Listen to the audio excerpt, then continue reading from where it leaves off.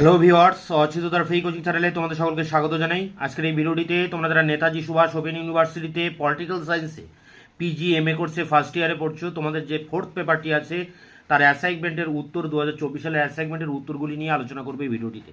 তো দেখো, এখানে প্রথম প্রশ্ন এসছে, রবার্ট পুতনাম সামাজিক মূলধন বলতে কি বুঝিয়েছেন? উত্তর হবে পারস্পরিক বিশ্বাস এবং সহযোগিতা। 2 দাগের প্রশ্ন, ন্যায় সমস্যা সমাধানের জন্য রলস তদন্তের কোন পদ্ধতি প্রয়োগ করেন? সামাজিক চুক্তি তত্ত্ব। 3 দাগের প্রশ্ন দেখো, ম্যাকিনটায়ারের কৌমবাদী চিন্তার কেন্দ্রীয় ধারণাগুলি কি কি? উত্তর হবে নৈতিক এবং রাজনৈতিক সংস্কৃতি। 4 দাগের দেখো, রিল্যাক্ট্যান্ট কালেকটিভিটিস্ট কাদের বলা হয়? উত্তর হবে বেভারিজ এবং তার সমর্থকদের, যারা কেন্দ্রীভূত পরিকল্পনার সমর্থন করেছিলেন। 5 দাগের প্রশ্ন, জটিল সাম্য ওয়ালজার কি বুঝিয়েছেন?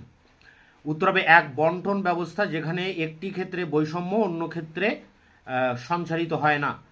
6 দাগে, র্যালফ মিলিব্যান্ড অনুসারে রাষ্ট্রীয় ক্ষমতা বোঝার মূল উপাদানগুলি কি? উত্তর হবে ক্ষমতাসীন অভিজাতক শ্রেণীর উৎস। 7 দাগে, মিরর প্রতিনিধিত্ব নীতিটি কে প্রবর্তিত করেন? উত্তর হবে কিম লিকা। 8 দাগে দেখো, স্পিনোজা কেন উদার চিন্তাবিদ হিসেবে বিবেচিত হন না? উত্তর হবে সীমাহীন অগ্রগতির ধারণায় আরও অবিশ্বাস।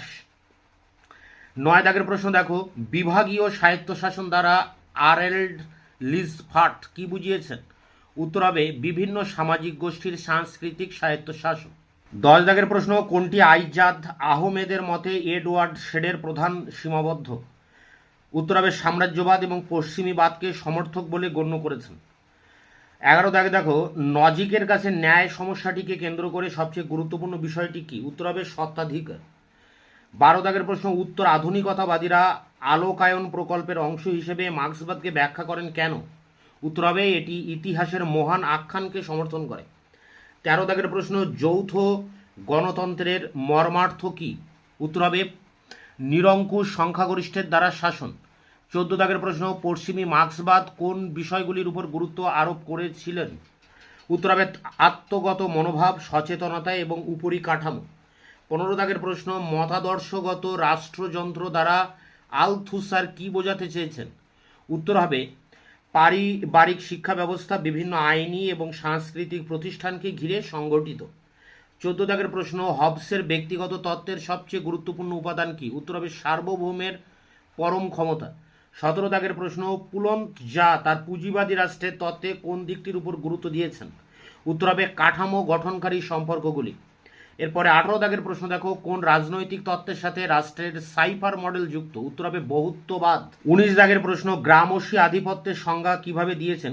উত্তর হবে একটি শ্রেণীর বৌদ্ধিক ও নৈতিক নেতৃত্ব।